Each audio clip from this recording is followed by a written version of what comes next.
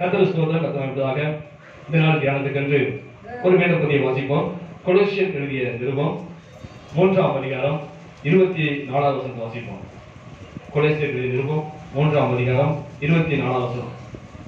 எதை செய்தாலும் அதை மனுஷருக்கென்று செய்யாமல் கர்த்தருக்கென்றே மனப்பூர்வமாய் செய்யுங்கள். ஹல்லேலூயா. கர்த்தர் ஸ்தோத்திரம். கர்த்தருக்காக எதை செய்தாலும் அதை மனுஷருக்கென்று செய்யாமல் கர்த்தருக்கென்றே மனப்பூர்வமாய் செய்யுங்கள். ஹல்லேலூயா.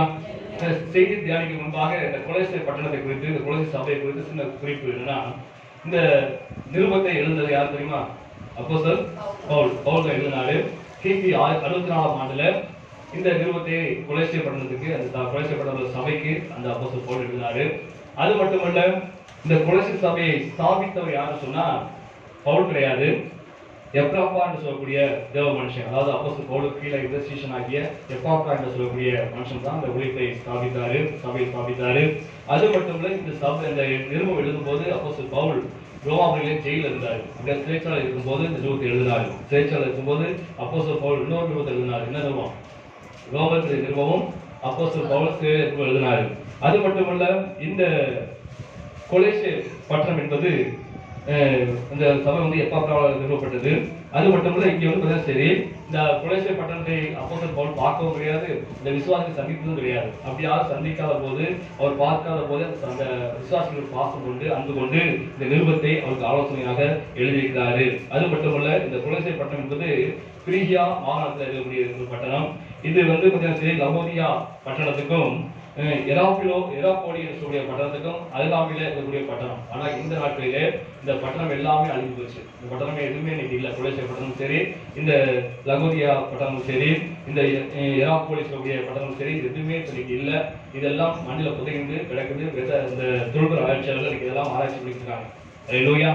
ஆக நம்ம செய்தி தியானிக்கும் போது இதையும் கொஞ்சம் நம்ம பார்த்துக்கிறது நல்லது.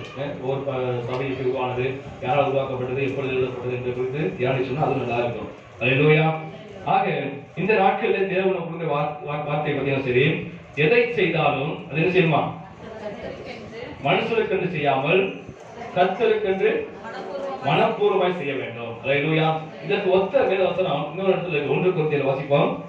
10ஆம் அதிகாரம் 34 வாசிப்போம். 1 கொரிந்தியர் 10:31. ஆகையால் நீங்கள் புசித்தாலும் குடித்தாலும் எதை செய்தாலும் எல்லாவற்றையும் தேவனுடைய மகிமைக்கென்று செய்யுங்கள். ஹல்லேலூயா. ஆகையால் நீங்கள் புசித்தாலும் குடித்தாலும் எதை செய்தாலும் எல்லாவற்றையும் தேவனுடைய மகிமைக்கென்று செய்யுங்கள். 2 வருஷம் சேர்த்து வாசிப்போம். சரி, என்ன சொல்லப்பட்டிருக்குது? நாம் எதை செய்தாலும் அதை மனுஷனுக்கு செய்யாமல் கர்த்தருக்காக, கர்த்தரின் மகிமைக்காக எப்படி செய்யணும்? மனப்பூர்வமாய் செய்ய வேண்டும். ஹல்லேலூயா. இதான் செய்தியுடைய சாரம். எதை செஞ்சாலும் சரி, எப்படி செய்யணும்? மனப்பூர்வமாய் செய்ய வேண்டும். இதெல்லாம் கொலோசியர் பட்டணத்துக்கு மட்டும் எழுத சபை மட்டும் எழுதின ஒரு வார்த்தை அல்ல. ஆண்டவர் இயேசு கிறிஸ்துவால் மீட்கப்பட்ட ஒவ்வொரு தேவ பிள்ளையும் எப்படி இதுக்குரிய வாழ வேண்டுவதற்காக அப்போஸ்தலர் பவுல் தன்னுடைய ஆரோக்கிய ஆலோசனையை இந்த நிருபத்தில் எழுதியிருக்கிறார். ஆகிய நாட்கள்ல இயேசு மீட்கப்பட்ட ஒவ்வொரு தேவ பிள்ளையும் கூட வாழும் போது எப்படி ஜீவிக்கணும்னு சொன்னா, எதை செஞ்சாலும் மனுஷனுக்கு அல்ல, என்ன செய்யணும்? கர்த்தருக்கென்று, கர்த்தரை நாம் மகிமைக்கென்று அதை எப்படி செய்யணும்? மனப்பூர்வமா செய்ய வேண்டும். ஹல்லேலூயா. எதை செஞ்சாலும் மனப்பூர்வமா செய்ய வேண்டும். ஹல்லேலூயா. உங்களுக்கு புரிய விதமா சொல்றேன், கொஞ்சம் விளக்கமா சொல்றேன். அதாவது இப்ப நான் பாடல் பாடி முடிச்சோடனே ஆவியில் ஏற்பட்டவங்க யாராவது ஜெபம் பண்ணணும்னு சொன்னேன். ஆவியில் ஏற்பட்டவங்க யாராவது ஜெபம் பண்ணணும்னு சொன்னேன். எத்தனை பேர் ஜெபம் பண்றோம்? மனப்பூர்வமா ஜெபம் பண்றோம். இந்த ஜெபம் யாருக்காக பண்றோம்? ஜெபம் யாருக்காக பண்றோம்?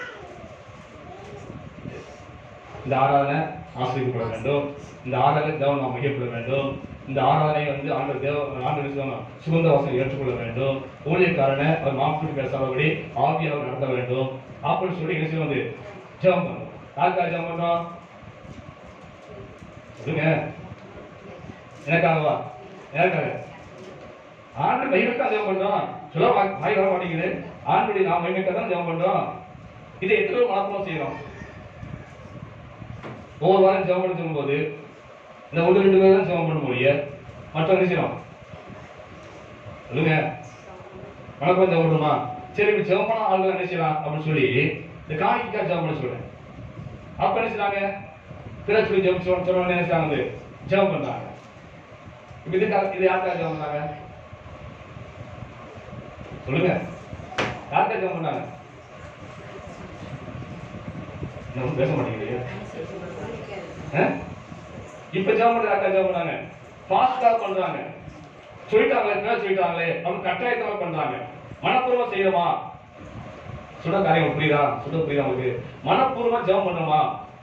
ஜெபம் பண்றதையும் மனப்பூர்வமா இந்த ஊழியம் ஆசீர்வதிக்க வேண்டும், இந்த ஆராயம் ஆசீர்வதிக்க வேண்டும், இந்த ஆராயம் ஜெபம் நாம் மகிமைப்பட வேண்டும், ஆண்டவர் சுகவாசனை ஆண்டவரை ஏற்றுக்கொள்ள வேண்டும் சொல்லி கர்த்தர் நாம் மகிமைக்காக அந்த ஜெபத்தை மனப்பூர்வமா செய்யறோமா?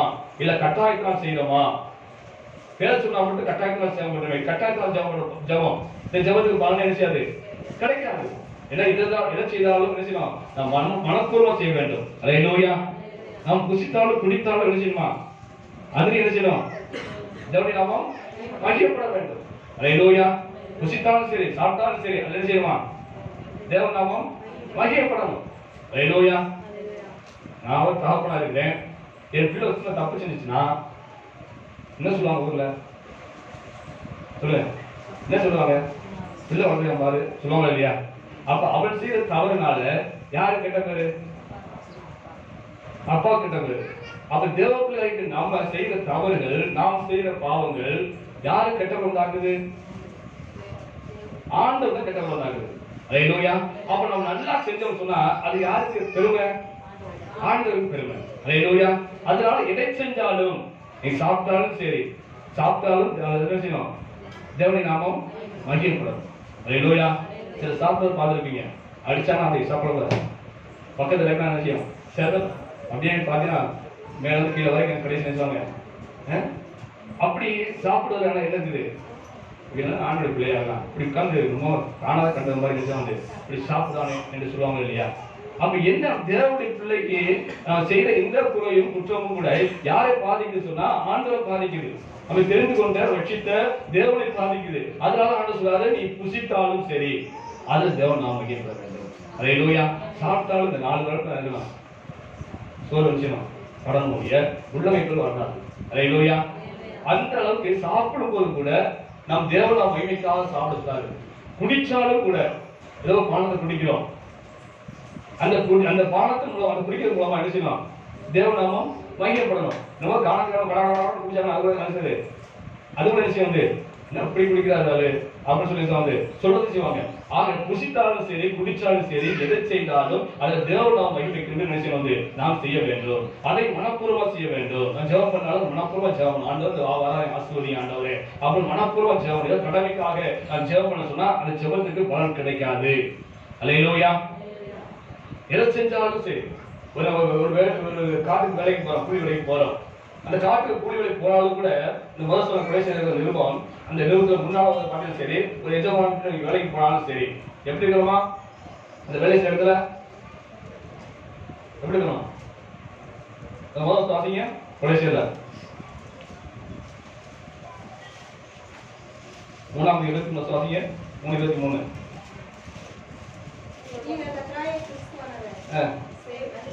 3:23 நீங்கள் கர்த்தராகிய கிறிஸ்துவை சேவிக்கிறதுனால கர்த்தராகிய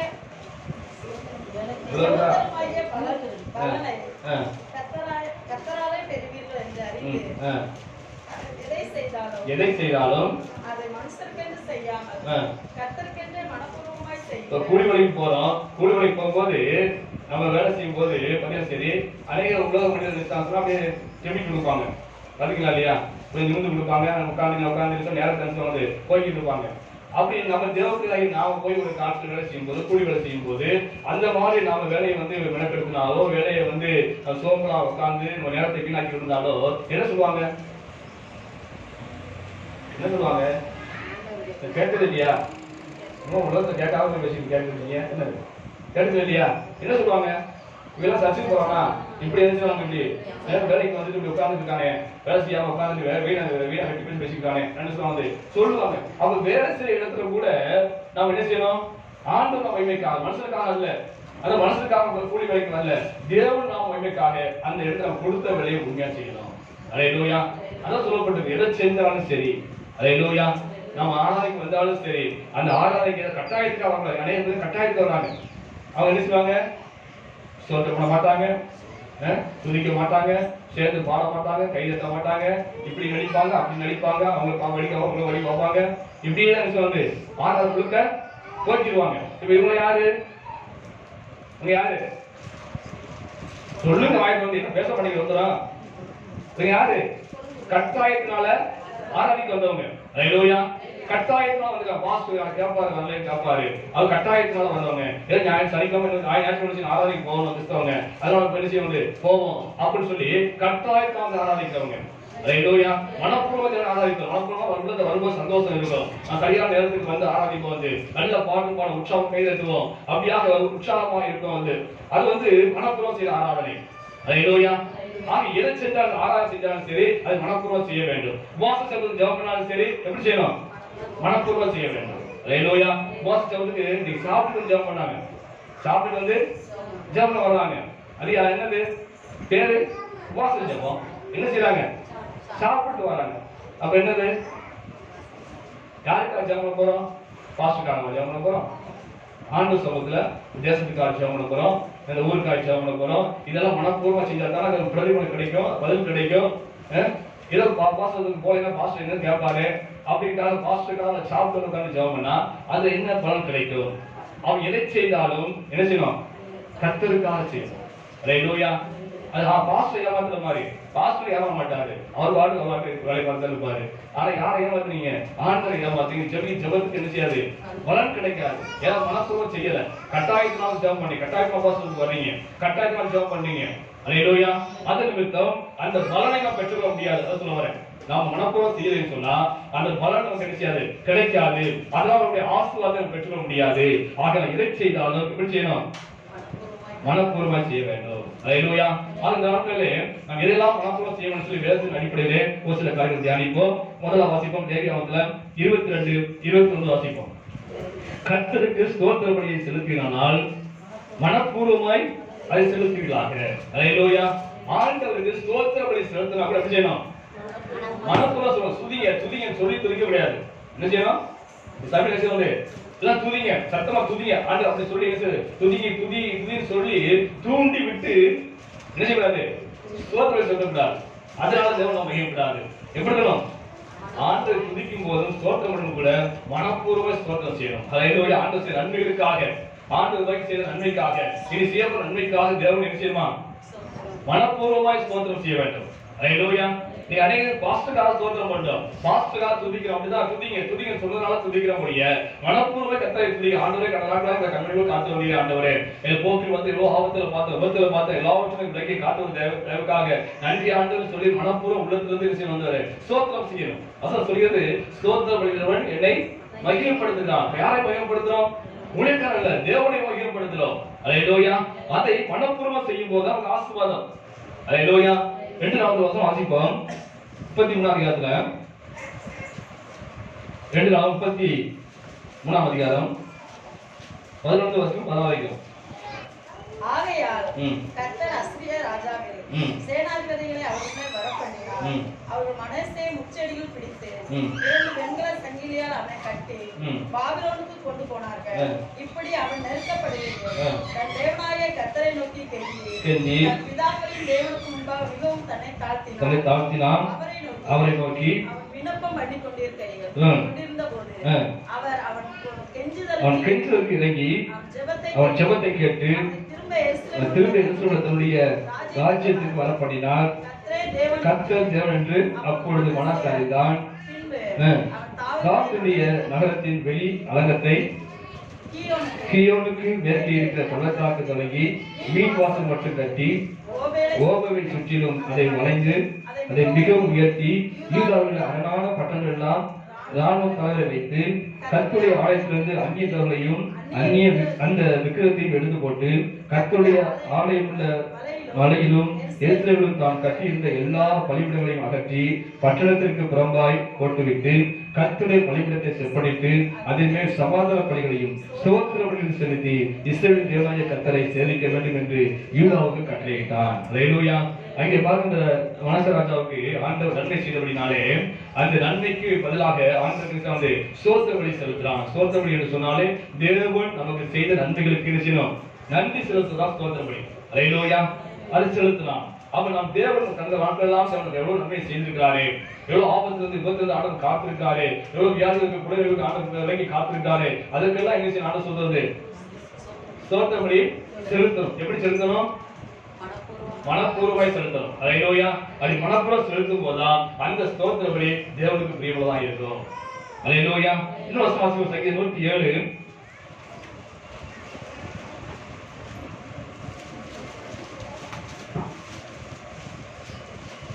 18 வாசிப்போம். 107 சங்கீதம்.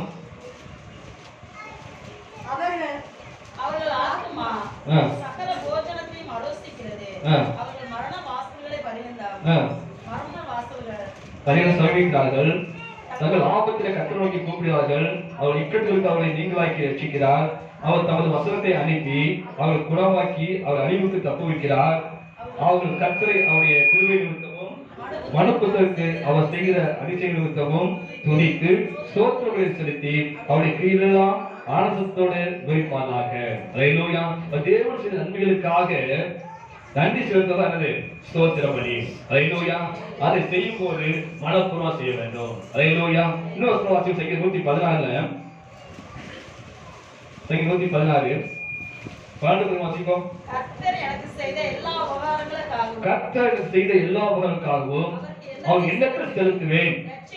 ரட்சிப்பின் பாத்திரத்தை எடுத்து கற்றுக்கொண்டு கர்த்தருடைய நாமத்தை தொழுது கொள்வேன். நான் கர்த்தருக்கு செய்த பிரபோத்தனைகளை அவருடைய ஜனங்கள் எல்லாருக்கும் முன்பாக செலுத்துவேன். அடுத்து 17 நான் உனக்கு ஸ்தோத்திர பலி செலுத்தி கர்த்தருடைய நாமத்தை தொழுது கொள்வேன். அல்லேலூயா. கர்த்தர் எனக்கு செய்த எல்லா உபகாரங்களுக்காகவும் அவருக்கு எண்ணத்தை செலுத்துவேன். அல்லேலூயா. ஆண்டவர் செய்த நன்மைக்கு எவ்வளவு உபகாரம் செஞ்சிருக்காரு. அது என்ன செய்ய முடியும்? அவருக்கு பணக்காசை கொடுத்தா என்னது போதுமா? அவருக்கு அதுக்கு பணக்காசு. அல்லேலூயா. அதுக்கு தான் என்ன செய்யறது? நான் ஸ்தோத்திர பலி எடுக்க சொல்லி தாவீது பாடுறாரு. ஆக தேவன் நம்ம செய்த நன்மைகளை நாம் அறிவிப்பதற்கு தான், நன்றி அறிவிப்பதற்கு தான் இந்த ஸ்தோத்திர பலி ஆண்டவர் ஏற்படுத்தினாரு. இந்த ஸ்தோத்திர பலியை செய்யும் போது நாம் மனப்பூர்வமா செய்ய வேண்டும். ஆராதனை ஆனாலும் சரி அதை நாம் மனப்பூர்வமா செய்ய வேண்டும். ஏசாயாவில் சொல்லப்பட்ட வாசிங்க 58 அதிகாரம் 13 வாசிப்போம். ஏசாயா 58 13 14. என் பசுத்தராகிய ஓய்வு நாளிலே இஷ்டமான செய்யாதபடிக்கு காலை விலக்கி உன் வழியில் நடவாமலும் இஷ்டமான செய்யாமலும் இருந்து ஓய்வு நாளை ஓய்வு நாள் இருக்கிறோமா? மனமகிழ்ச்சி நாள் என்று கருத வேண்டும்.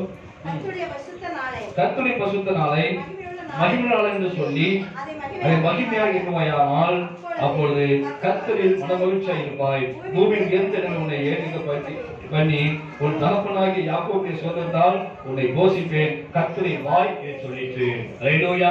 நாம் ஆராதனை செய்யும் போதும் இந்த நாளை மனமகிழ்ச்சி நாள் என்று கருதி கர்த்தர் என்ன செய்யணும்? மகிமையாக, சந்தோஷமாக, சமாதானமாக நடந்தது மனப்பூர்வமாக ஆராதனை செய்ய வேண்டும். அப்படி செய்யும் போது நமக்கு நிறைந்த ஆசனம் உண்டு. அல்லேலூயா. எதை செய்தாலும் அதை கர்த்தருக்கென்று மனப்பூர்வமா செய்ய வேண்டும். அல்லேலூயா. அப்படி இந்த துதி ஸ்தோத்திர பலி ஏன் சொல்றோம் சொன்னா, ஏன் துதிங்க ஸ்தோத்திரம் பண்ண சொன்னா, ஆண்டவர் துதியின் மத்தியில இருக்கான், வாசம் பண்ற தேவன். நாம சபையா சேர்ந்து தேவனை துதிக்கும் போது தேவன் சாரு இறங்கி வர்றாரு. அல்லேலூயா. அவர் மட்டும் இறங்கி வருது, அவரோடு சேர்ந்து சேனைகள் வருகிறது, பரம சேனைகள் கடந்து வருகிறது, சேர்பிகள் கேராபிகள் வருகிறாங்க, தேவதூதர்கள் வருகிறாங்க. இப்படி வரும்போது என்ன ஆகும்? எல்லாரும் வாழ்விலும் தேவனுடைய பிரசன்னம் நைட்டு என்ன ஆகும்?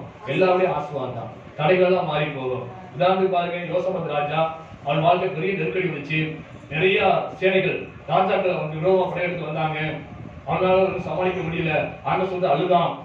ஆண்டவர் உபவாசம் பண்ணி ஜெபம் பண்ணான். கடைசி தேவன் கொடுத்த ஆலோசனைப்படி யுத்தங்கள் எல்லாம் வரிசை நிப்பாட்டினான், போர்கள் எல்லாம் வரிசை நிப்பாட்டினான். அதுக்கு முன்பாக துதிக்கும் ஊழியர்களை நிப்பாட்டினான். ஆண்டு துதித்து பாடக்கூடிய ஊழியர் நிப்பாட்டி, நீங்க துதிங்க, ஆண்டு ஆராதிங்க, ஆட்பறிங்க, ஆண்டு குறித்து அவருடைய நாமத்துக்கு அவருக்கு நாமத்துக்கு மகிமை உண்டாக பாடல் பாடுங்க சொல்லி அவர் நிறுத்தலாம். அவங்க என்ன பண்ணாங்க? தேவனை துதித்தாங்க, ஆராதித்தாங்க, ஆர்ப்பரித்தாங்க. அப்ப என்னாச்சு? சத்துருக்கள் என்ன செய்ய ஒருத்தர் வெற்றிட்டு விழுந்தார்கள். அல்லேலூயா. ஒரு யுத்தமே செய்யவில்லை. அல்லேலூயா. காரணம் என்ன? அவன் துதிக்கும் போது, தேவனை ஆராதிக்கும் போது தேவனுக்கு வந்துடுறாரு. தேவனுடைய சேனைகள் அந்த வந்துருது. அல்லேலூயா.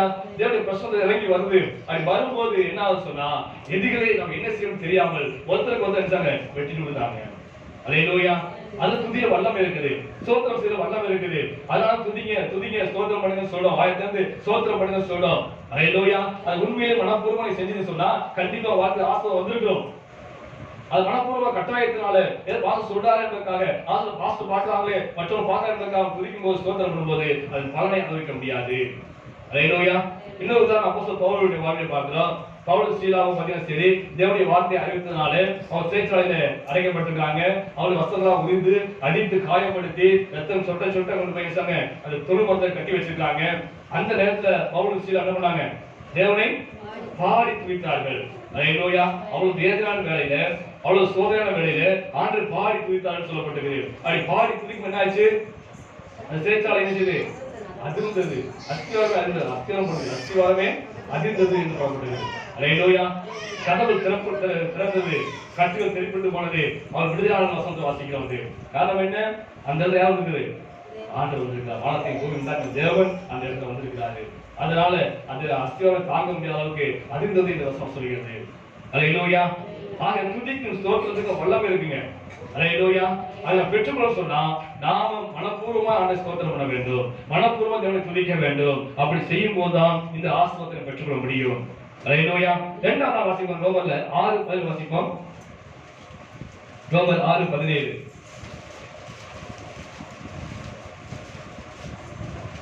முன்னே நீங்கள் பாவத்திற்கு அடிமைகளாயிருந்தோம், இப்பொழுது உங்களுக்கு ஒப்புவிக்கப்பட்ட உபதேச சட்டத்துக்கு நீங்கள் மனப்பூர்வமாய் சொல்லுங்க கீழ்ப்படினாலே தேவனுக்கு ஸ்தோத்திரம். அல்லேலூயா. தேவன் உங்களுக்கு ஒப்புவித்த இந்த திருச்சட்டம், இந்த உபதேச சட்டத்துக்கு நீங்க கீழ்ப்படினாலே கர்த்தருக்கு ஸ்தோத்திரம் என்று அப்போஸ்தலர் பவுல் சொல்றாரு. அல்லேலூயா. அது எப்படி கீழ்ப்படியணும்? எப்படி கீழ்ப்படியணும்? மனப்பூர்வமாய் கீழ்ப்படிய வேண்டும். அல்லேலூயா. தேவனுடைய வார்த்தைக்கு நாம் மனப்பூர்வமாய் கீழ்ப்படியும் போதுதான் அது ஆசீர்வாதத்தை பெற்றுக்கொள்ள முடியும். அல்லேலூயா. 1 சாமுவேல் 1 வாசிப்போம். 1 சாமுவேல் 15ஆம் அதிகாரம் 22 வாசிப்போம்.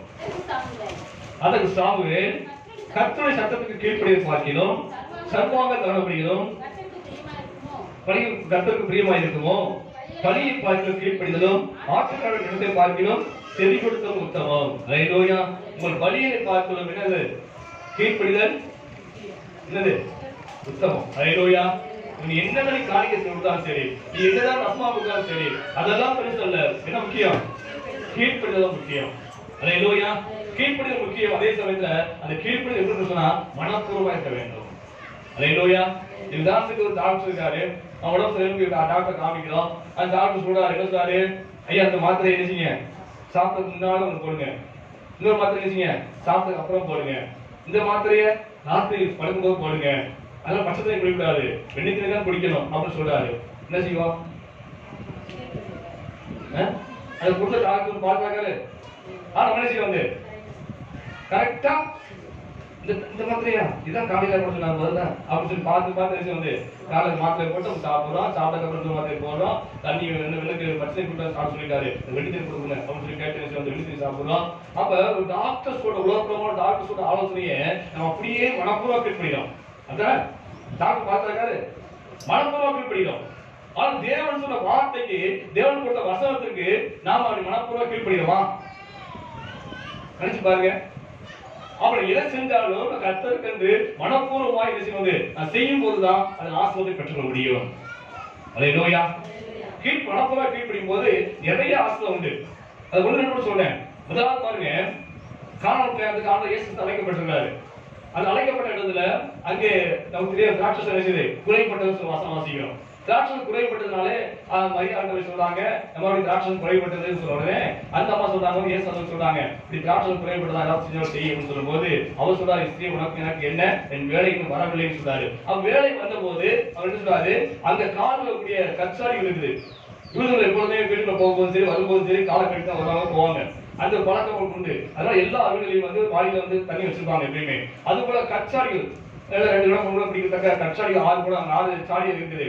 அப்ப ஆண்டவர் இயேசு சொல்றாரு, நீ கச்சாடியில தண்ணி நிரப்புங்க. அவர் வேலைக்காரன் நினைச்சான் கச்சாடியில தண்ணி நிரப்பலாம். அதை மோந்துக்கிட்டு நேசியே கொண்டு பந்தி சாப்பிடு அப்படின்னு சொல்றாரு. ஹல்லேலூயா. அதை எந்த கேள்வியும் கேட்காமல் மனப்பூர்வமாய் அந்த மனுஷ வேலைக்காரன் அதை மோண்டு கொண்டு கொடுத்தபடினால்தான் என்னாச்சு? குறைவு நிறைவானது. ஹல்லேலூயா. இந்த வேலைக்காரனுடைய கீழ்ப்படிதல் தான் பெரிய ஆசீர்வாதத்தை கொண்டு வந்தது. இவன் தான் தெரியும், யாருக்கும் தெரியாது. எங்க இருந்து மோண்டு போறேன், எங்க இருந்து கொண்டு போறேன் சொல்லி இவன் தான் தெரியும், யாருக்கும் தெரியாது. இவன் தான் தண்ணி ஊத்தினான், இவன் தான் மோந்து தெரிஞ்சவங்க அங்க பரிதேசம் கொண்டு போறாங்க. அப்ப இவனுடைய கீழ்ப்படிதல் தான் இந்த விளக்காவுடைய முழுமையான கீழ்ப்படிதல், மனப்பூர்வ கீழ்ப்படிதல். எந்த வார்த்தை கேட்கல, என்ன ஆண்டவரே, என்ன மனுஷியா நீயே, கால்கள் தண்ணியை கொண்டு போய் பரிதேசம் கொண்டு சொல்லி அவனை வெட்ட வெட்டிப்பானே சொல்லுவாங்க. எவனா சொல்லுவாங்க இல்லையா? பச்சத்தை கொண்டு போய் பரிதேசம் கொண்டு சொல்ற குடிச்சு பார்த்து பிடிச்சு வந்த நீ அடிச்சு கூட விளக்கு காட்டிருக்கான்ல அப்படின்னு சொல்லாம ஆண்டவர் சொன்னார் என்பதற்காக அவன் சொன்ன வார்த்தைக்கு அப்படியே மனப்பூர்வமாய் கீழ்ப்படித்தான். அதனாலே குறைவு நிறைவானது. ஹல்லேலூயா. அதே போல பாருங்க, முதலாவது ஆண்டவர் இயேசு கிறிஸ்து பேதுரு சந்திக்கு போகும்போது போங்க, அங்கே கடற்கரையில அவர் போயிட்டு இருக்காரு, அவர் பிரசவம் பண்றாரு, அதெல்லாம் கேட்டு இருக்காங்க. கேட்டு முடிச்ச உடனே ஆண்டவர் சொல்றாரு, என்ன சொன்னா, இந்த படகை எடுத்து தள்ளி கொண்டு போய் வலையை போடு அப்படின்னு சொல்லும் போது அவர் சொன்னா, பேதுரு சொன்னா என்ன சொன்னாங்க, நான் ராமுழும் பிரயாசப்பட்டோம், என்னது ஒரு மீன் கிடைக்கல. ஹல்லேலூயா. அப்படி சொல்லும் போது ஆண்டவர் சொல்றாரு, நீ படகை தள்ளி கொண்டு போய் வலையை போடு சொல்றாரு. ஹல்லேலூயா. நீங்க என்ன செய்யும் போது என்னையா சொல்றீங்க? நீர் யாரு? தச்சன் மகன், தச்சனுடைய மகன். நான் யாரு? பரம்பரையா மீன் பிடிக்கிறவன். இந்த கடற்கரையும் பிறந்து வளர்ந்துவேன். என் தாத்தா முப்பாட்டம் எல்லாம் மீன் பிடிக்க தொழில் செஞ்சவங்க. எப்ப மீன் கிடைக்கும் என்று எனக்கு தெரியும், எங்க கிடைக்கும் என்று எனக்கு தெரியும். அப்படி இருக்கும்போது நீ படகு தள்ளி கொண்டு போய் வலையை போட்டு சொன்னா எப்படியா மீன் கிடைக்கும் சொல்லி ஒரு வார்த்தை பேதுரு நினைச்சல கேட்கல. நீங்க சொல்றதுன்னு போறேன் சொன்னா. ஹல்லேலூயா. நீ சொல்றதுனால நான் போறேன்னு சொல்லி படகு தள்ளி கொண்டு வலையை போட்டான். 2 படகு நிரம்ப நினைச்சது மீன் கிடைக்கும். ஹல்லேலூயா. அந்த பேதுருடைய கீழ்ப்படிதனால ஏன் என்று கேட்காமல், எதற்கு என்று கேட்காமல் அப்படியே சொன்ன வார்த்தையை செய்தபடினாலே அந்த பெரிய ஆசீர்வாதத்தை அன்னைக்கு பேதுரு பெற்றுக் கொண்டாரு. ஹல்லேலூயா. பெரிய ஆசீர்வாதம் உண்டு. எதற்கு என்று சொன்னால், நீங்க மனப்பூர்வமாய் கீழ்ப்படியும் போது தேவனுக்கு பெரிய ஆசீர்வாதம் வச்சிருக்காரு. அதை மனப்பூர்வம் செய்யும் போது பெற்றுக்கொள்ள முடியும். ஹல்லேலூயா. என்னதான் சொன்னாலும் இன்னைக்கு தேவனுடைய வார்த்தைக்கு கீழ்ப்படிய மாட்டேங்கிறோம், தேவனுடைய வசனத்துக்கு நாம் செவி கொடுக்க மாட்டேங்கிறோம். ஹல்லேலூயா. நீங்க என்னதான் காரியம் கொடுத்தாலும், என்னதான் நீங்க சபைக்கு செஞ்சாலும் சரி, அதெல்லாம் தேவனுக்கு முக்கியம் அல்ல. அது தேவனுக்கு முக்கியமானது என்ன சொன்னா கீழ்ப்படிதல் தான். தேவனுடைய வசனத்துக்கு செவி கொடுப்பதுதான் தேவனுக்கு முக்கியமாக தெரிகிறது. ஹல்லேலூயா. 3வது வசனம் வாசிப்போம். மத்தேயு 18:10 வாசிப்போம். நீங்களும் அவனவன் தன் சகோதரனுக்கு செய்த தப்பிதங்களை மனப்பூர்வம் மன்னியுங்கள், என் பரமபிதாவும் உங்களுக்கு அப்படியே செய்வார் என்றார். ஹல்லேலூயா. மன்னிப்பது, அதாவது பாத்தீங்கன்னா சரி, கிறிஸ்துவுடைய ஒரு பெரிய நல்ல சுபாவம் என்ன சொன்னா என்னது? மன்னிக்கிறது தான். ஹல்லேலூயா. கிறிஸ்துவுடைய சுபாவமே என்னது? மன்னிக்கிற சுபாவம். அதான் தெய்வீக சுபாவம் சொல்லப்படுது. அப்படிப்பட்ட தெய்வீக சுபாவம் மன்னிப்பை எப்படி செய்யணும் சொல்லுங்க? மனப்பூர்வம் மன்னிக்க வேண்டும். ஹல்லேலூயா. மனப்பூர்வமா மன்னிக்கும் போதுதான் அது ஆண்டவர் இயேசு கிறிஸ்துவும் சரி நமக்கு என்ன செய்வாரு? மனப்பூர்வம் மன்னிப்பாரு. ஹல்லேலூயா. நம்ம சொல்லும் போது நம்ம 2 விசுவாச சண்டை, 2 விசுவாச பிரச்சனை, நம்ம சமாதானம் பண்ண முடிக்க நம்ம சமாதானம் பண்றோம். இப்படிலாம் பேசக்கூடாது சிஸ்டர், இப்படிலாம் பேசக்கூடாது பிரதர் அப்படின்னு சொல்லி சமாதானம் பண்ணி எல்லாம் 2 ஐக்கியமாக அப்படின்னு சொல்லி 2 கை கொடுத்து சோதனை சொல்லி சமாதானம் பண்ணி விட்டாலுமே உள்ளுக்குள்ள என்ன இல்லை? மனப்பூர்வமான மன்னிப்பு இல்லை. நான் மன்னிச்சிட்டேன் மாஸ்டர், நான் மன்னிச்சிட்டேன் அப்படின்னு சொல்லியாலும் கூட உள்ளுக்குள்ள என்ன இருக்குது? மனப்பூர்வ மன்னிப்பு இல்லாதனால உள்ளுக்குள்ள கசப்பும் வைராக்கியம் இருக்குது. ஹல்லேலூயா. மனப்பூர்வ மன்னிப்பு இல்லை. நம்ம விசுவாசினாலும் சரி, யாராலும் சரி, நம்ம தேவ பிள்ளையா இருக்கு, நாம ஒரு 2 சண்டை வருது, பிரச்சனை வருது சொன்னா நீங்க ஒப்புரவாக வேண்டும் சார், ஒப்புரவாக சொல்லி நம்ம சமாதானம் வச்சாலுமே ஒரு உண்மையான மன்னிப்பு, ஒரு மனப்பூர்வ மன்னிப்பு இல்லாத அப்படின்னாலே கசப்பு வைராக்கியம் இருக்குது. அதனால நடந்து போகும்போது இருக்கிறது வந்து அந்த சடகை வந்து அழைக்கிறாங்க சொல்லுங்க. மனப்பூர்வம் மன்னிக்கல, இப்ப போறோம், இருக்க அந்த சகோதரி வந்துட்டாங்க, என்ன வந்து ஏன் மன்னிப்பு இல்ல? மனப்பூர்வம் மன்னிப்பு இல்ல, கசப்பு உள்ளுக்க வயலாக்கி அவ மாத்திரம் முடிக்கவா, அவரோட பேசவா, என்னதான் சொல்லி ஒப்புரவாக்கி வச்சாலுமே உள்ளுக்க மனப்பூர்வமான மன்னிப்பு இல்லாதனால விலகி போக செய்யுது. ஹல்லேலூயா. அந்த கசப்பு உள்ளுக்க செய்யுது. ஹல்லேலூயா. ஆக இந்த நாட்களில் நாம் மனப்பூர்வம் மன்னிச்சாதான் ஆண்டவரும் நமக்கு மன்னிச்சுவாரு, மனப்பூர்வம் மன்னிப்பாரு. அப்படி இல்லைன்னா நாம் அவருடைய பாவ விஷயம் அப்படியே தான் இருக்கும். ஹல்லேலூயா. வாசிப்போம் மத்தேயுல 6ஆம் அதிகாரம் 12வது வாசிப்போம். 6:12.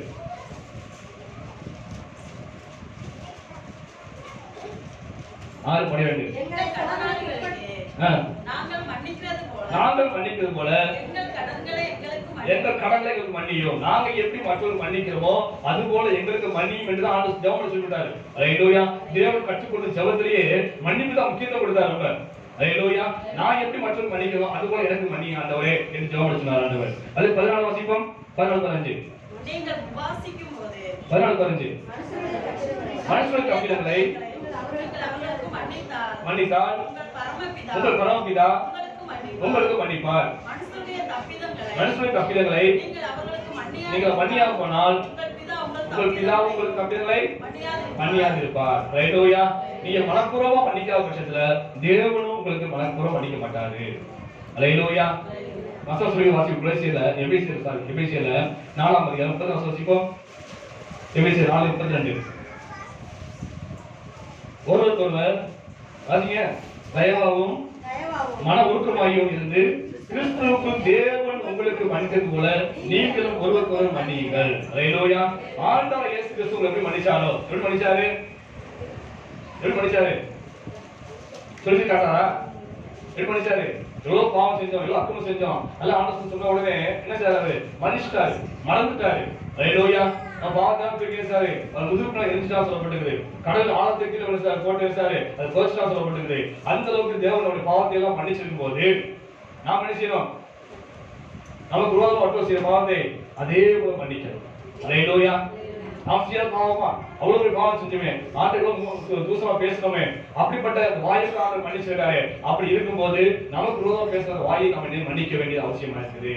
ஹல்லேலூயா. ஆண்டவர் மன்னிச்சிருக்கோம், நீ மன்னிக்க ஒருபோதும் ஆண்டவர் சொல்லி காட்டுறது கிடையாது.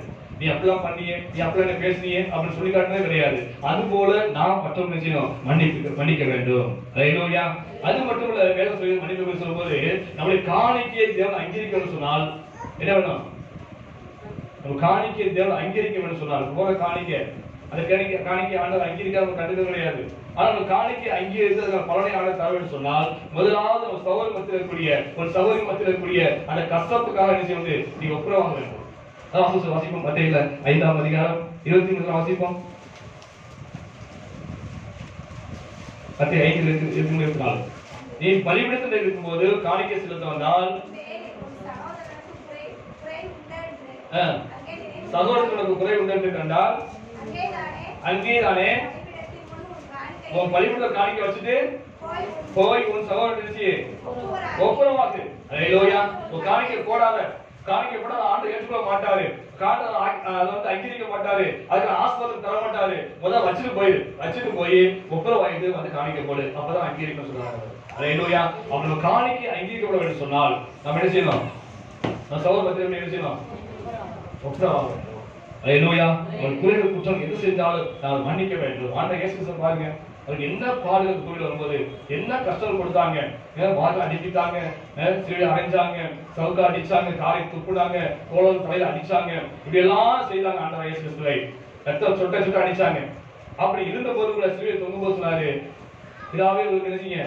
மன்னிங்க சொன்னாரு. ஹல்லேலூயா. நம்மள அப்படி யாரும் கஷ்டப்படுத்தல, நம்மள அப்படி யாரும் வேதனைப்படுத்தல, அப்படி யாரும் நம்ம சவுக்க அடிச்சு நம்ம துன்பப்படுத்தவில்லை, ரத்தம் சொட்டத்தை நம்ம அடிக்கல யாருமே. அப்படி இருந்தாலும் ஆண்டவர் பிள்ளைகள் சொல்லிவிட்டு நாம அவர் மன்னிச்சாரு, அதுவும் நாம் மன்னிக்க வேண்டும் அல்லவா? அவருடைய பிள்ளையா இருந்தா நாம் என்ன செய்யணும்? நாம் அவரை மன்னிக்கணும். ஹல்லேலூயா. அப்பதான் ஆண்டவர் சீசனாக மாற முடியும், அவருடைய குருநாதர் சொல்ல முடியும். ஹல்லேலூயா. ஆக நாம் மன்னிப்பது கூட மனப்பூர்வம் மன்னிக்க வேண்டும். 4ஆம் வாசிப்போம். யாத்ராகமத்துல 25:2 வாசிப்போம். யாத்ராகமம் 25:2.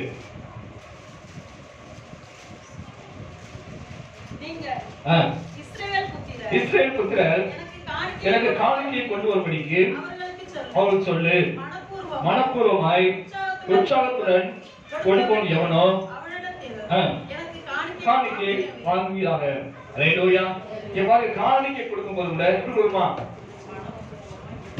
இஸ்ரவேல் புத்திரர் எனக்கு காணிக்கையை கொண்டு வரும்படி அவர்கள் சொல்லு, மனப்பூர்வமாய் உற்சாகத்தோடு கொடுக்கணும். ஹalleluya. ஆண்டவர் காணியை கூட எப்படி கொடுக்கணும்? மனப்பூர்வமா கொடுக்கணும், உற்சாகமா கொடுக்கணும். அப்படிப்பட்டதை வாங்கு, மத்தத வாங்காத, மத்த எவனையும் வாங்காத. மனப்பூர்வமா எவன் காணிக்கை தரானோ, உற்சாகம் காணிக்கை தரானோ அவன்கிட்ட மட்டும் வாங்குன்னு சொல்லி அப்போ அந்த அன்னைக்கு ஆண்டவர் பிதாவின் தேவன் அன்னைக்கு மோசேக்கு கற்றுக் கொடுத்தாரு.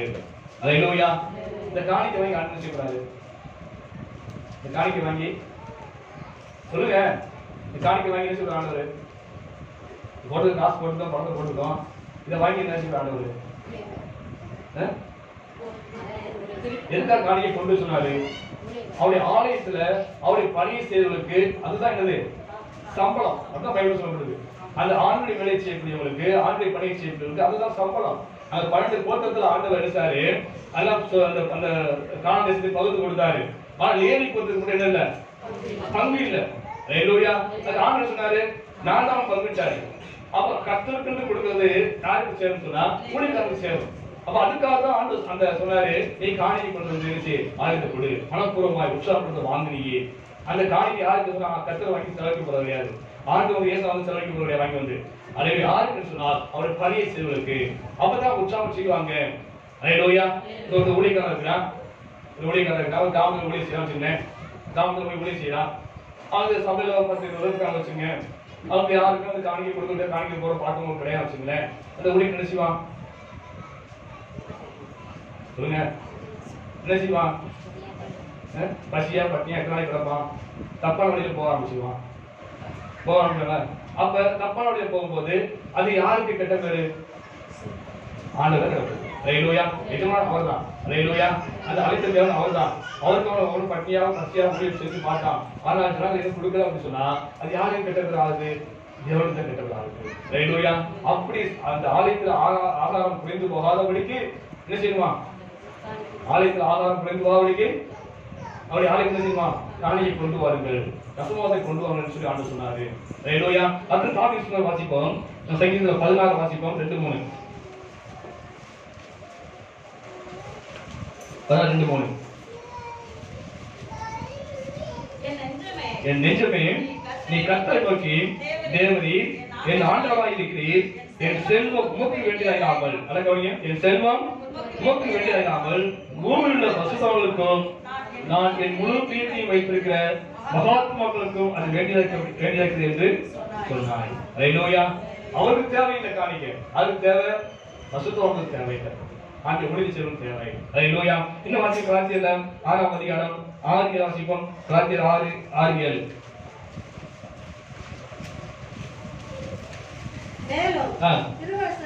திருவசனத்தில் உபதேசிக்கப்படுகிறவன் உபதேசிக்கிறவனுக்கு சகல நன்மையும் பகிர்ந்து கொடுக்கிறவன். ஹalleluya. மேலும் திருவசனத்துல உபதேசிக்கப்பட்டவன் யாரு? நீங்க தான் உபதேசிக்கப்படுறவன். ஹalleluya. நீங்க தான் உபதேசிக்கப்படுறவன். உபதேசிக்கிறவன் யாரு? நான் தான் உபதேசிக்கிறவன். அவனுக்கு என்ன செய்யணுமா? சகல நன்மையும் என்ன செய்யணுமா? கொடுக்கிறவன், பகிர்ந்து கொடுக்க வேண்டும். ஹalleluya. இது தேவன் கொடுத்த கட்டளை. அதை செய்யும் போது எப்படி செய்யணும் சொன்னா கட்டாயத்தினால என்ன செய்யணும்?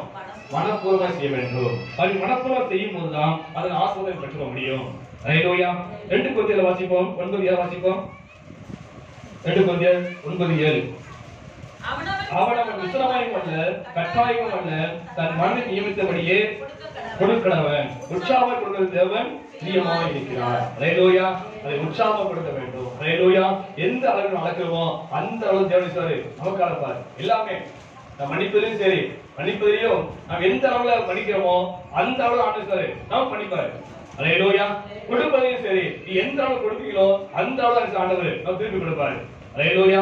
அதை கொடுப்பதையும் கூட நாம் மனப்பூர்வமா கொடுக்க வேண்டும். அதே சமயத்தில் ஆண்டவர் சொல்றாரு நாம் தானதம் செய்வது மறந்துடக்கூடாது, தானதம் செய்வது மறந்துடக்கூடாது. அது அந்த பலியின் தேவன் பிரியமா இருக்கான்னு சொல்லுது. எபிரேயர்ல வாசி 13 வாசிப்போம். அன்றியும் நன்மை செய்யவும் தானதம் பண்ணவும் மறவாதீர்கள், இப்படிப்பட்ட பலியின் தேவன் பிரியமா இருக்கிறான்னு சொல்லப்பட்டிருக்கு. ஹalleluya. தானதம் செய்யணும், நம்மளால முடிஞ்ச அளவுக்கு கடமை செய்யணும் சொல்ல, நம்மளால முடிஞ்ச அளவுக்கு தானதம் செய்ய வேண்டும். இப்படிப்பட்ட பலியின் தேவன் பிரியமா இருக்கிறாரு. எப்படி செய்யணும்? உன் வலதை கொடுப்பது இடது கையிலாது. அதான் சொல்லுது. ஹalleluya. அவன் வலதையை கொடுப்பது இடதை தெரியாதபடி அவன் தானதம் செய்ய வேண்டும். ஹalleluya. மேடை போட்டு வச்சுக்கிட்டு நம்ம செய்யக்கூடாது. நான் ஏழை உதவி செய்யணும்னு சொல்லி மேடை போட்டு வச்சுக்கிட்டு எல்லாத்தையும் மைக் செல் போட்டு வச்சுக்கிட்டு நான் கொடுக்க அது எந்த பலனுமே இல்லை. வலதை கொடுக்கிறது தெரியக்கூடாது. அந்த அளவுக்கு என்ன செய்வது ஆண்டவருக்கு கொடுக்க வேண்டும், கர்த்தருக்கு கொடுக்க வேண்டும். ஹல்லேலூயா. அவர் நாம் மகிமைக்கு கொடுக்க வேண்டும். அவரோட படைக்கிற ஜனங்கள் பட்டினி கிடக்கூடாது என்பதற்காக அப்படியே உதாரணம் கொடுக்கும் போதுதான், அது மனப்பூர்வம் செய்யும் போதுதான் அதை ஆசீர்வாதத்தை பெற்றுக்கொள்ள முடியும். ஹல்லேலூயா. கொர்நேலியு என்பவன் புதிய, அதாவது நம்ம புதிய ஏற்பாட்டுல அவன் தான் பிரஜாதியில முதல் விசுவாசி. கொர்நேலியு யாரு? முதல் விசுவாசி அவன் தான். அவனுடைய மனப்படி சொல்லும் போது ஆண்டவர் சொல்றாரு, அவன் தான தர்மங்கள் கர்த்தருடைய சமூகத்துல இணைப்பூட்டப்பட்டது. ஹல்லேலூயா. அவன் செய்த தான தர்மங்களை கர்த்தர் இணைக்கிறார், இணைப்பூட்டுறார், அதற்கு பலனை தருகிறார். ஹல்லேலூயா. ஆக தானம் செய்வது நாம் மறந்து விடக்கூடாது. அதே போல எபேசியர் 6ஆம் அதிகாரம் 6 வாசிப்போம். 5ஆம் வசனம். எபேசியர் 6:6.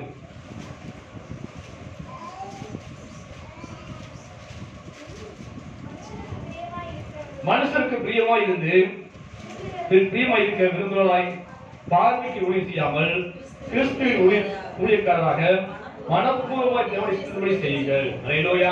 ஆண்டவருக்கு ஊழியம் செய்யும்போது கூட செய்யணுமா? எப்படி செய்யணும்? மனப்பூர்வமா செய்யணும் ஊழியத்தை. ஹல்லேலூயா. அந்த ஊழியத்துக்கு தான் ஆசை உண்டு. இன்னைக்கு ஊழியத்துல பல வகையான ஊழியர்கள் உண்டு. வைத்தியதா ஊழியம் செய்யற ஊழியர்களும் உண்டு. என்ன செய்ய விலைக்கு முயற்சி பண்ண விலை கிடைக்கல, படிச்சு பார்த்தேன் படிப்பு கிடைச்சல, மதிப்பு இல்லை, அப்ப என்ன செய்வோம்? இதான் நல்ல தொழிலா வச்சு சொல்லி வயிற்றுக்காக ஊழியம் செய்யணும் ஏராளமா இருக்கிறாங்க. அப்படி ஊழியம் செய்யக்கூடாது. அதே போல பேரு புகழுக்காக ஊழியம் செய்யறாங்க.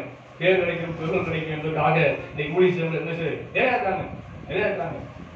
நீ சாட்சி சொல்லு, மாசம் ஜாபனா சொல்லு, சாட்சி சொல்லு அப்படின்னு என்னது சொல்லும்போது வரைக்கும் நமக்கு புகழ் கிடைக்குது. அதுக்காக சொல்லி நீங்க ஜெபம் பண்ண சொல்ல முடியும், சாட்சி சொல்ல முடியும், இதே இருக்காங்க. சொல்லி யாராச்சும் புகழுக்காக ஊழியம் செய்யறவங்க. ஹல்லேலூயா. சிலர் சொல்லுவாங்க தசமாவத்தை கொடுக்காம அதை ஏமாற்ற முடியாத செய்ய முடியும் உண்டு. உதாரணத்துக்கு ஒரு சகோதரருக்கு குடும்பத்துல கணவனை வேலை செய்யறாங்க, அசாத வேலை செய்யறாங்க. கணவனுக்கு அதெல்லாம் சம்பளம் வருது, கணவனுக்கு அதெல்லாம் சம்பளம் கிடைக்குது, மனைவிக்கு அதெல்லாம் சம்பளம் கிடைக்குது. இப்ப தசம் என்னாச்சு? 12,000 ஆயிடுச்சு. இந்த 12,000 மாசம் முழுசா கொடுப்பாங்க. இதை வச்சு நம்ம நினைச்சுவோம், ஒரு சின்ன வீட்டை வாடகை பிடிச்சு ஒரு சம்பு ஒரு பாக்கெட் வாங்கி வச்சு அடிச்சு நினைச்சுவோம், கொட்டை அடிச்சு நம்ம நினைச்சு வர ஆத்மா நினைச்சுவோம் ஆன்னு சொல்லுவோம். அப்படின்னு சொல்லி தசமம் கொடுக்கறதுக்காகவே சங்கடப்பட்டுக்கிட்டு நீங்க ஊழியத்தை செய்யறதுக்கு ஏராளமா இருக்காங்க. ஹல்லேலூயா. அவங்க நினைச்சுவாங்க வர விசுவாசம் கொடுப்பாங்க, அனுப்பிட இருப்பாங்க. ஏன்னா வர கஷ்டமா அதிகமா கொடுக்க முடியாது, ஊழியக்காரருக்கு செய்ய அதிகமா கொடுக்க முடியாது. அதனால நம்மளே செய்வோம் அப்படின்னு சொல்லி செய்யக்கூடியவங்க நிறைய இருக்காங்க. அப்படியே ஊழியம் இருக்குது. ஹல்லேலூயா. அப்படிப்பட்ட ஊழியமா செய்யக்கூடாது. அது கடமைக்காக செய்யறாங்க. ஊழியம் இருக்குது, வந்துட்டேன் நான் போய் எங்கேயா சொல்லி அவங்க முன்னே விஷயம் போயிட்டு வந்துடுவோம் அப்படின்னு சொல்லி கடமைக்காக செய்ய ஊழியம் இருக்குது. அப்படி அல்ல, எந்த ஊழியம் செஞ்சாலும் என்ன செய்யணும்? அதை கர்த்தருக்கு மனப்பூர்வமா செய்யும் போதுதான் அதை ஆசீர்வாதத்தை பெற்றுக்கொள்ள முடியும். ஹல்லேலூயா. ஆண்டவர் சொல்லுங்க சொல்லணும். ஹல்லேலூயா. இந்த இடத்துல சொல்லாத, இந்த பேசாத பேசக்கூடாது. எசேக்கியேல் ஆண்டவர் சொல்லியிருக்காரு. எசேக்கியேல் ஆண்டவர் சொல்லும்போது நீதான் யாரு? கண்காணி, நீதான் கண்காணி, நீதான் காப்பாளர், நீதான் என்னுடைய காப்பாளர் இருக்கிற காவல்காரனா இருக்கிற. நான் சொல்லுவேன் இவன் பாவம் செஞ்சான் அவன் சொல்லு அப்படின்னு சொன்ன நீ சொல்லணும். அவன் பாவத்துக்கு மனம் திரும்பி ரட்சிக்கப்படானா அதுக்கு பலன் உனக்கு கிடைக்கும், அவனுக்கு பலன் கிடைக்கும். நீ பாவத்தை சொல்லி காட்டியும் மனம் திரும்ப போனானா உனக்கு பலன் கிடைக்கும், அவனுக்கு விஷயம் தண்டனை கிடைக்கும். ஹல்லேலூயா. இப்படி ஆண்டவர் சொல்றாரு, நான் சொல்றதை சொல்லு, இதுதான் ஊழியம். வாசிப்போம். எசேக்கியேல் வாசிப்போம் 33 அதிகாரம் 6 வாசிப்போம். எசேக்கியேல் 33 6 வரைக்கும். பட்டயம் வருவதை கண்டோம், எக்காலம் ஊதாமலும் எச்சரிக்கப்படாமலும் பட்டயம் வந்து அவர்கள் யாதொருவனை வாரிக்கொள்கிறது உண்டானால் அவன் தன் அக்கிரமத்திலே வாரிக்கொள்ளப்பட்டான். ஆனாலும் அவன் ரத்தப்பழியை காவல்காரன் கையிலே கேட்பேன். இங்க பாருங்க, பட்டயம் வருது, யுத்தம் வருது. அதை பார்த்து ஒரு கண்காணிப்பாளர், ஒரு காவல்காரர் சனத்தை எச்சரிக்காமல் இருந்தால் என்ன வரும்? பட்டயம் வரும். ஹல்லேலூயா. இப்ப வந்து கொள்ளை வருது, அதை எச்சரிக்கணும். ஜனங்கள் என்ன செய்யணும்? கொள்ளை வருது, ஆண்டவருடைய கோபாக்கினை வந்து கொண்டு இருக்குது, ஆண்டு வரைய கடைசியா இருக்குது, ஆண்டு சீக்கிரம் வரப்போகிறாரு அப்படின்னு ஜனங்கள் என்ன செய்யணும்? எச்சரிக்கணும். ஹல்லேலூயா. எச்சரிக்கணும். உங்களுடைய வேலை என்னுடைய வேலை. எச்சரிக்கை கேட்டு எச்சரிப்படைந்து உணர வேண்டியது உங்களுடைய வேலை. ஹல்லேலூயா.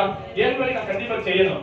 ஜனங்களுக்கு கோச்சுக்குவாங்க, ஜனங்கள் பாவத்தை சொன்னாங்க, வேதனைப்படுவாங்களே, அவங்க சமயம் வராம போடுவாங்கன்னு சொல்லி ஊழியக்காரர்கள் சோப்படுக்கிற மாதிரி செஞ்சோம் சொன்னா அது ஊழியக்காரர்கள் அழகல்ல, அது மனப்பூர்வ செய்ய முடியுமா? இல்ல கீழவாசி அப்படியே அருள்புத்திரனே, நான் உன்னை இஸ்ரவேல் வம்சத்தாருக்கு காவற்காரனாக வைத்தேன். இஸ்ரவேல் வம்சத்தாருக்கு காவற்காரனாக வைத்திருக்கிறேன்.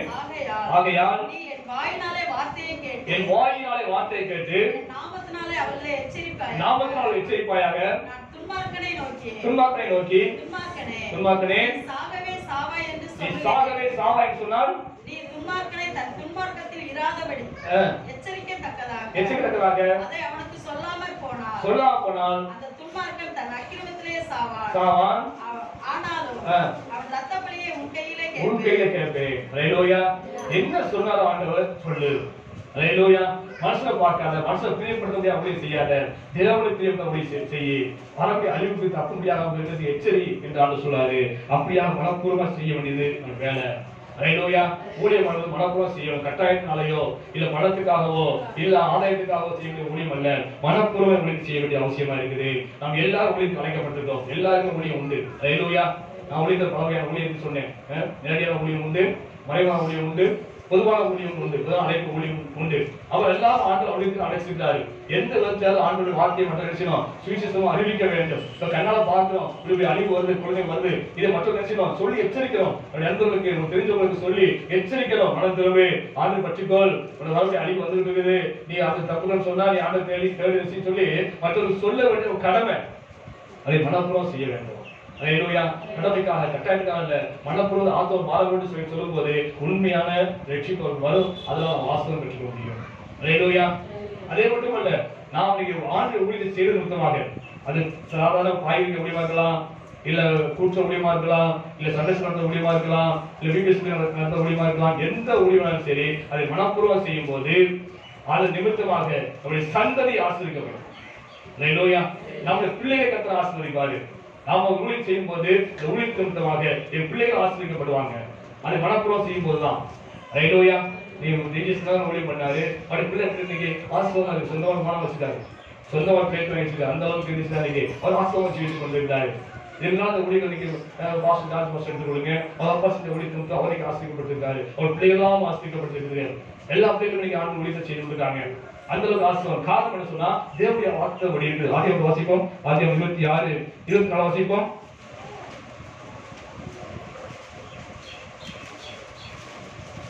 அன்று ராத்திரியிலே கர்த்தர் அவருக்கு தரிசனமாகி, நான் உன் தகப்பனாகிய ஆபிரகாமுடைய தேவன், பயப்படாதே, நான் உன்னோடு இருந்து என் ஊழியக்காரனாகிய ஆபிரகாம் நிமித்தம் உன்னை ஆசீர்வதித்து ஒரு சந்ததியை பெருக பண்ணுவேன் என்றார். ஹல்லேலூயா. ஊழியக்காரனாகிய ஆபிரகாம் நிமித்தம் ஈசாக்கை கர்த்தர் ஆசீர்வதித்தாரு. ஹல்லேலூயா. அதுபோல் நாம் செய்த வனப்புறம் செய்த ஊழியத்தின் நிமித்தமாக கர்த்தர் சந்ததியை ஆசீர்வதிக்காரு. ஹல்லேலூயா. எல்லாரும் ஊழியம் செய்யணும். எல்லாரும் ஊழியத்துக்கு அழைக்கப்பட்டிருக்கோம். நம்மால் முடிஞ்ச அளவுக்கு மற்றொரு சுவிசேஷம் சொல்ல வேண்டியது ஒரு கடமையா இருக்குது. செய்யாமல் போனா ஐயோ என்று வசனம் சொல்கிறது. ஆக எல்லாரும் ஊழியத்துக்கு அழைக்கப்பட்டிருக்கோம். அந்த ஊழியத்தை மனப்பூர்வமா செய்ய வேண்டும். அவர் செய்யும் போதுதான் அந்த நிறைவான ஆசீர்வாதம் பெற்றுக் முடியும். ஹல்லேலூயா. நாம் எதை செய்தாலும் அதை கர்த்தருக்கென்று, கர்த்தரை நாம் மகிமைக்கென்று அதை மனப்பூர்வம் செய்யும் போது பிரதான ஆசீர்வாதம் உண்டு. கொஞ்சம் மட்டும் சுருக்கமா பார்த்தோம். ஆக இதை கேட்டு நம்ம நினைச்சு நீ எந்த செய்தாலும், நான் புசித்தாலும் சரி, குடிச்சாலும் சரி, ஊழி செஞ்சாலும் சரி, மன்னித்ததும் சரி, எல்லாவற்றிலுமே என்ன செய்யணும்? மனப்பூர்வமா செய்ய ஒப்புக்கொள்ளும்.